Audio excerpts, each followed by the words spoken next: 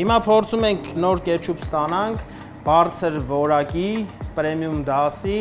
արտասահմանյան շուկայի համար նման պահանջարկ ունենք։ Բահար Դարչին Քիմիոն ու էլի մի քանի համեմունք, որոնց անունները չեն գաղտնազերծում։ Սանֆոդում բոլոր բաղադրատոմսերն իրենք են ստանում պատրաստիներով, չեն առաջնորդվում։ Մի քանի տարի առաջ, երբ նոր էին նախաձեռնել կետչուպ մայոնեզ արտադրել, դրսի գործընկերները պատրաստ են փորձով կիսվել, ասում են հրաժարվեցին։ Ստանդարտ ոչ մի բաղադրատոմսերով չառաջնորդվեցինք, որոշեցինք ստեղծել մերը հայկական շուկային յուրահատուկ համերով, մեր տեղական խոտերով, սարի համեմունքներով։ 2009-ից գործող ընկերությունն առաջին տարիներին արտադրում էր բուսայուղային խառնուրդներ, մարգարիններ, սպրեդներ, շուկան այդ ժամանակ հագեցած էր հիմնականում իրանական, ռուսական ապրանքներով, տեղական արտադրողներ չկային։ Ընթացքում կարողացան ներմուծված ապրանքը սպառման շուկայից հիմնականում դուրս մղել, առաջատար դիրքում հայտնվել, հետո արդեն տեսականին ընդլայնեցին, մոտ 40 տեսակի կետչուպ, մայոնեզ սկսեցին արտադրել, նաև խտացրած կաթ, տոմաթի մածուկ։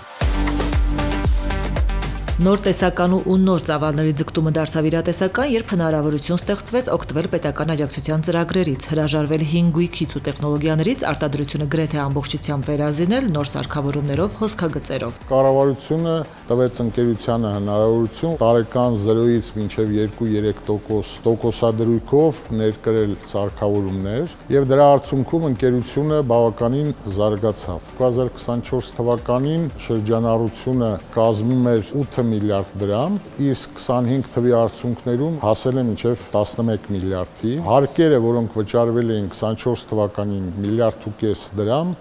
25 թվականի արդյունքներում վճարվել են 2,5 միլիարդ դրամ։ Պետական աջակցությունը նպաստեց ոչ միայն արտադրության արդիականացմանը, հնարավորություն տվեց նաև հումքի նոր շուկաներ դիտարկել։ Նախկինում հիմնականում հումքերը ներկրում էին Ռուսաստանից, 2024-ից արդեն նաև Իրանից, Ինդոնեզիայից, Մալայզիայից, Հնդկաստանից եւ Չինաստանից են նաև նյութերը բերում, հիմնականում փաթեթավորման համար անհրաժեշտ։ Դիվերսիֆիկացումը թույլ տվեց էժանացնել հումքի արժեքը, կարողանալ ընտրություն կատարել եւ ոչ միայն Ռուսաստանի Դաշնությունից ներմուծել, այլ նաեւ այլ երկրներից,